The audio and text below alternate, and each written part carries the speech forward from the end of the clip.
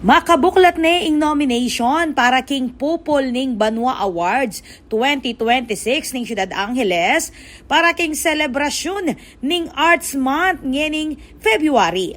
Iti ing mamye galal para kareng piling Angelenyo a maragul ing kontribusyon karas king sining kultura ating pamana ning syudad. Agpang kang Louis Lazatin ing pamuntok ning City Tourism Office malyari nang magsumiting nomination ning publiko para kareng individual o grupong mamye dangalan king syudad. Pupol ng Banwa, ito yung ina-award natin ang mga Angelenyos nagkaroon ng international at national awards dun sa 9 disciplines natin. Kung meron po tayong nakuhang award or may kakilala tayong nakakuha ng award, national and international, isend lang po sa Facebook page namin sa CIO and sa Angeles City Tourism Office yung mga award nila para mabigyan po na ma-recognize sila sa Angeles City. Iti pepasyag kayag naning pilot episode ning Join Tana Angelenyos king RW 95.1 FM apani mo na ning City Information Officer J. Pelayo.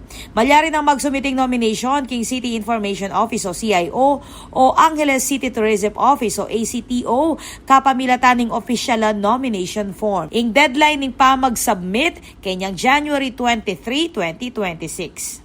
Patricia Mamangon para king News Force Pampanga.